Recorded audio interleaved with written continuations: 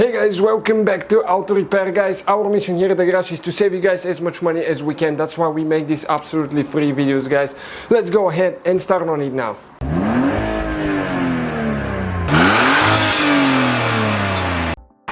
Hey guys, welcome back to Auto Repair guys. Today we will show you how to remove and replace a radiator on Mercedes CLK W208.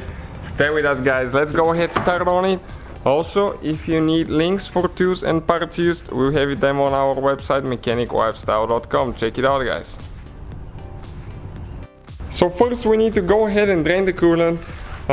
It's not very complicated, but make sure you have a good tub to collect it because that's poisonous stuff. Don't spew it everywhere. And we will have a video how to bleed the cooling system after that as well, because if you don't do it right, you might overheat the car. So we have the front end in the air on jack stands, so that way we can get to the bottom of the car and the radiator. Now we'll need to remove that cover here, okay, with 8mm socket.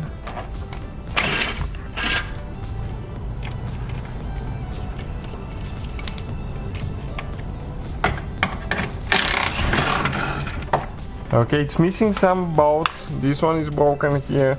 So the two on the front were not even holding. Okay, we'll go ahead and remove this one now. And you can see everything is underneath here. So if you guys go under the vehicle right here, towards the driver's side, left side, okay, that's where the drain plug is located. So get a big screwdriver and get this one loose. It will start leaking coolant. Okay, you can see like that. So just open it all the way that you can. And you need to do something else because it's not going to come out now, because there is vacuum in the system. So you need to go ahead, open the cap, and you can hear it leaking now, how fast it's going. So we're going to give it about 5 to 10 minutes at least, so it can drain good, and we will proceed with the next step. Alright guys, so we removed the airbox to have more room. Super simple procedure. We have the video on our channel if you need to. So now, as you know, this one they didn't install the right clips on the fan, so we'll have to remove those clips here, and you need to disconnect the wires, okay, for the fan. Okay, already done that. So once you do that guys, okay, you'll be able to pull the fan, pull up just a little bit. Okay, on both sides, then move a little bit. You have to move a little bit one way to get out. Okay, like that. And you can just pull it straight out now. Okay, like that. So we got to the radiator now here. You can see. And we have a few things that we will need to disconnect now. Alright guys, so now we have two hoses that we will need to remove. Okay, let me show you where exactly they are. Okay, this right here. One on the bottom and this one. Those are the big water hoses, and the clamp is usually towards the bottom, facing towards the bottom, so you need to remove those with a flathead screwdriver. And we'll need to disconnect transmission lines as well. Oh, okay. Almost dropped the two. And now we're removing the second one here on top. And this one is stuck really good. Okay, it's going now.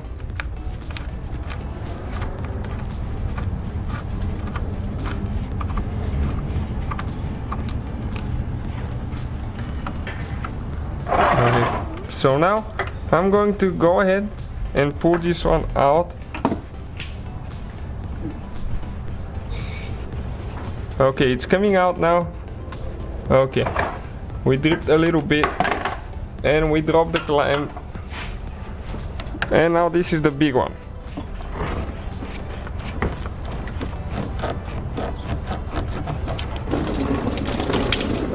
A little bit more coolant left in it. Okay, good thing we had the container underneath. Okay, so we have a 3/4 wrench now. to remove the transmission pipe here, the line, transmission line. So we got this one loose. We have one on the bottom as well to take this one off. And we have a 10mm bolt, guys, that we need to remove. It's a clamp that holds the transmission line towards the radiator. Okay, I'm talking about, okay, you can see the transmission oil we're going to leak now, so you always have to have a container. It will not be much oil because it's only whatever is left in the cooler. Okay, this one is out now. Then what we'll need to do is remove this one on top here.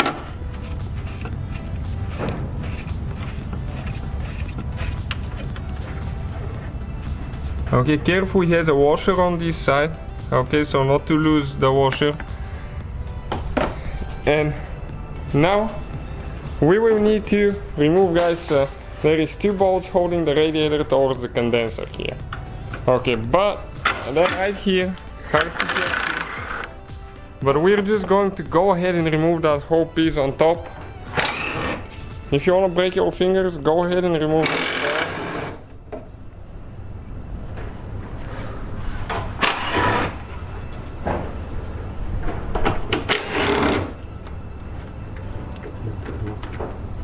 So now we need to remove those clamps right here holding the radiator. Okay, you just press in and pull out. There is one clip that we need to remove here.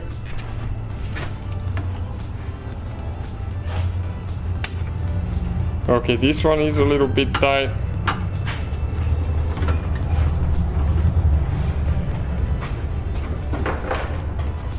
Okay, so we're going to get the trim removal tool that we have. Again, the links will be on our side, guys, if you need to get any tools. And sometimes those clips will break, unfortunately. Okay, you pull the center piece like that, and then the rest of the clip. Okay, and we can go ahead and remove it now. We have the cable here for the lock. Okay, I'll just take this one out of the way now. And now we have 2 bolts here that we'll need to remove for last, okay? Because before that we will need to remove the hose that goes on top. Okay, excellent. Let's go ahead, take these ones off, 10mm.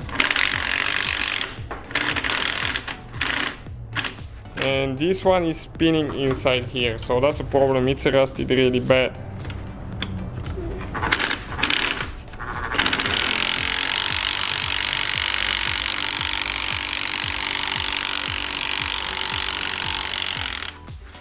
Okay, perfect, it came out, you can see how much rust was in there.